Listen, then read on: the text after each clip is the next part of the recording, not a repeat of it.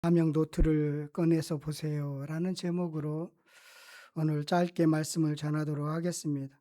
예, 선교사님은 겸손하셔서 선교 보고만 하시겠다라고 하셔서 제가 짧게 말씀을 전하도록 하겠습니다. 덕분에 저도 사명 노트를 꺼내서 보는 시간을 갖게 되었습니다. 오늘 본문은 제가 개척하겠다고 마음을 먹었을 때 읽었던 말씀이고요. 그것을 하나님의 응답으로 믿고 지금까지 오게 되었습니다. 에스겔에게 준 파수꾼의 사명입니다. 에스겔서에는 두 번의 파수꾼의 사명을 하나님께서 주셨습니다. 첫 번째는요, 에스겔서 3장 16절부터 21절까지가 첫 번째 에스겔에게 준 파수꾼의 사명입니다. 하나님은 에스겔을 파수꾼으로 세우셨습니다.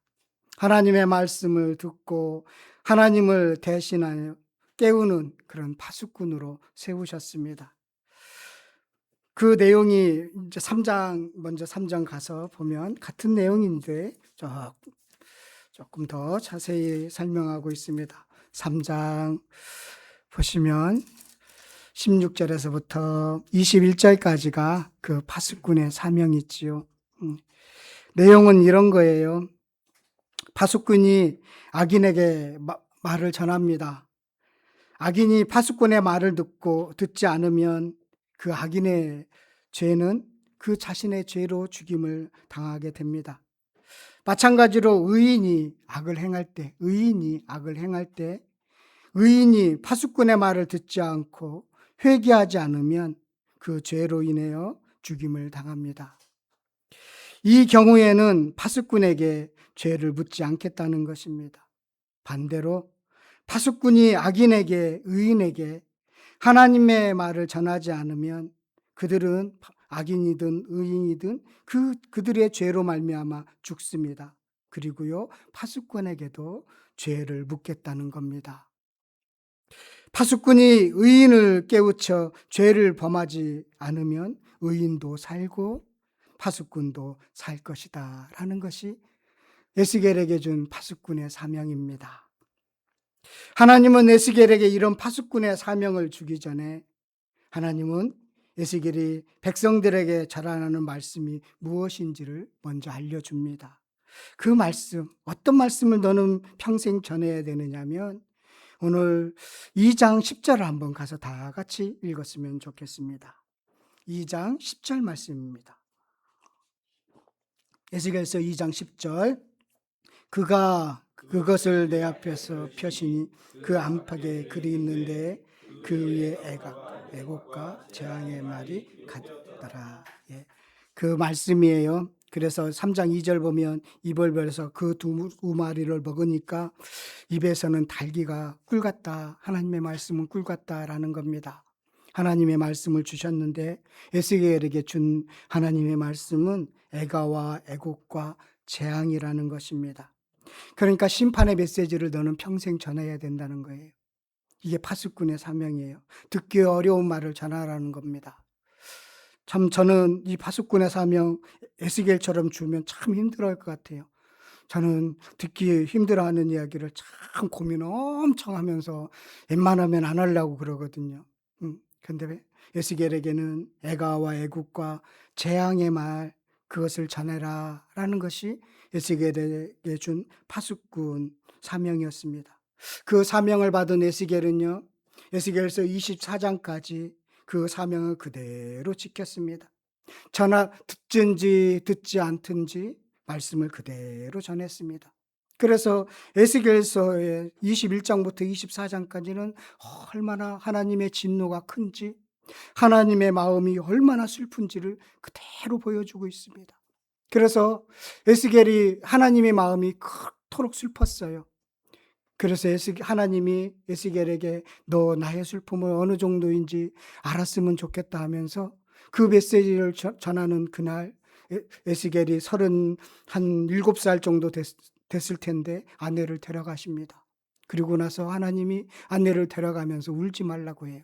애곡하지 말라는 거예요. 왜냐하면 내 마음이 그렇다는 거예요. 에스겔 너는 내 마음을 좀 알았으면 좋겠어.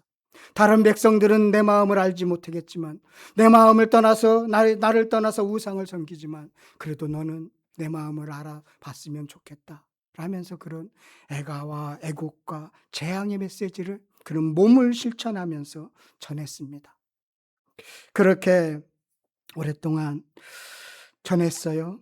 오늘 설교 제목을 사명 노트를 꺼내서 보세요 라고 전한 이유도 그렇습니다. 그리고 나서요, 오늘 본문 33장은 한 15년, 20년이 지난 후에 다시 하나님이 에스겔에게 사명을 주는 것입니다. 그 첫 번째 파수꾼의 사명을 주고 나서 세월이 흘렀습니다. 그 일을 감당했습니다. 5, 6년 그렇게 감당했어요. 그리고 나서 15년, 20년이 지난 후에 다시 이제 사명을 주는데 하나님의 뜻을 전하라고 주셨습니다. 과거에는 애가와 애곡과 재앙의 메시지이지만 이번에는 회복과 하나님의 영광이 지성소로 들어오는 소망의 메시지입니다. 에스겔 골짜기에서 마른 뼈들이 살아나는, 성소에서 물줄기가 흘러나와서 대지를 적시는 소망의 메시지입니다. 앞으로 이루어질 그런 메시지들의 내용들입니다.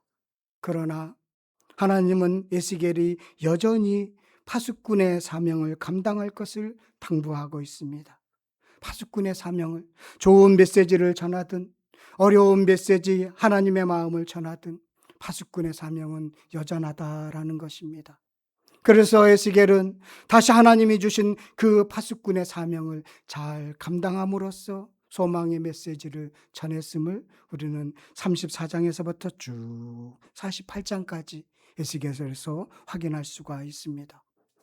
하나님은 요나도 부르셨죠.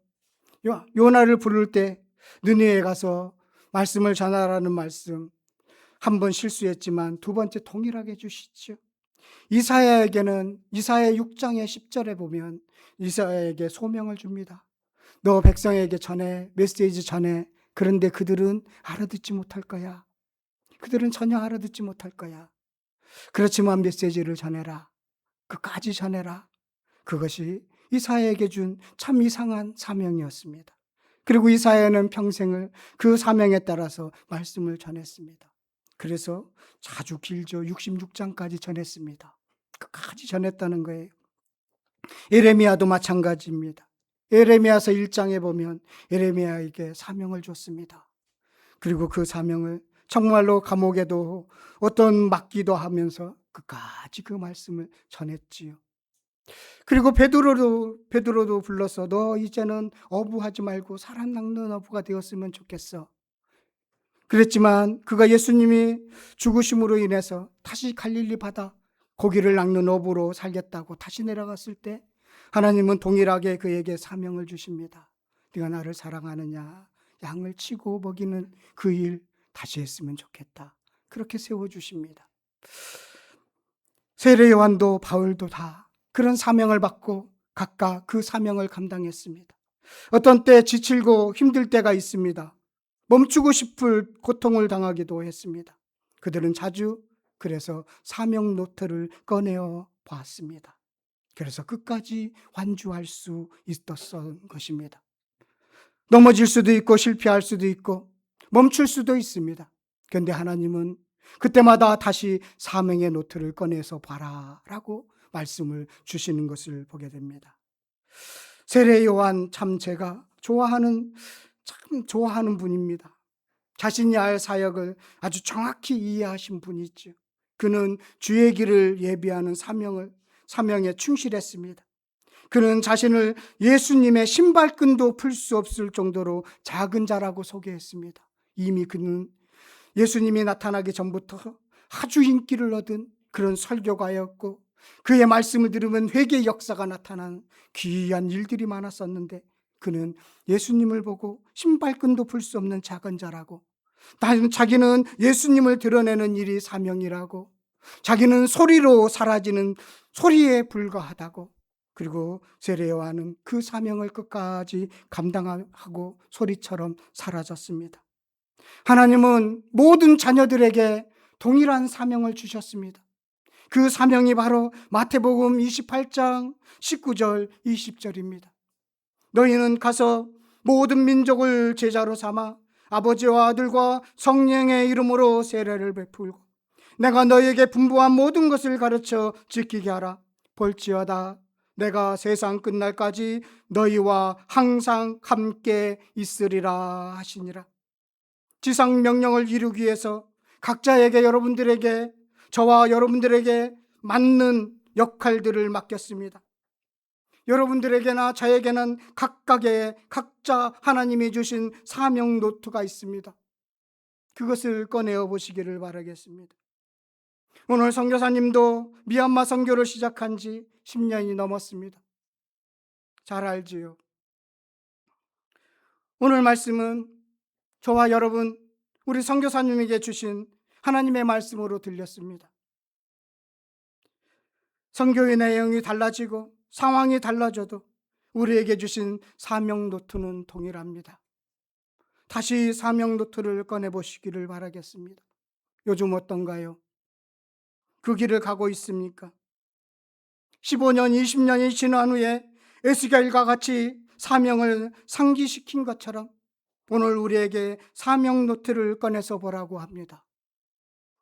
여러분들에게 각자 주신 사명의 노트를 꺼내서 보라고 합니다. 그동안 잠시 멈추었다면 다시 사명 노트를 꺼내서 출발하라고 합니다. 저도 이 말씀을 함께 나누면서 그렇지, 앞으로 또 동일한 메시지를 전하며 하나님의 뜻을 전하며 하나님의 말씀을 전하는 일에 지치지 않아야 되겠다라는 생각을 가졌습니다.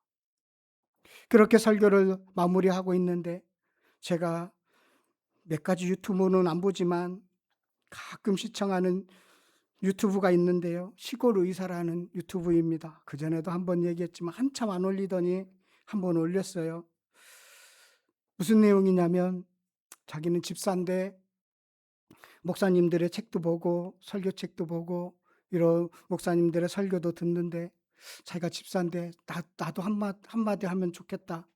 그러면서 한마디 해도 될런지 모르겠지만 한마디 하고 싶다.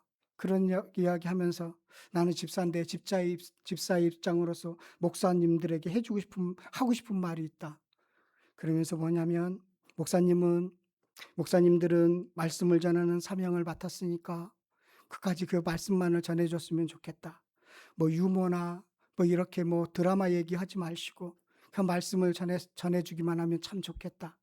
그리고 성도들이 이해할 수 있도록 어려운 말 쓰지 말고 뭐 헬라어 히브리어 그런 거 쓰면 알아듣지도 못하는데 본인은 똑똑해 보일지 모르지만 우리는 잘 알아듣지도 못한다. 내가 의사이지만 의사로서 나도 영어 쓰고 막 전문 용어 써서 설명할 수 있다. 그런데 시골 할머니 할아버지들이 이해할 수 있겠느냐? 제대로 나는 어떻게 살아도 그분이 하나도 알아듣고 집에서 실천하기를 바라서 어떻게 촌스럽게 말을 한다. 그러면서 목사님들은 말씀을 조금 더 많이 씹고 씹어서 쉽게 전해줬으면 좋겠다. 그 말을 제가 저를 향한 경고로 들었습니다.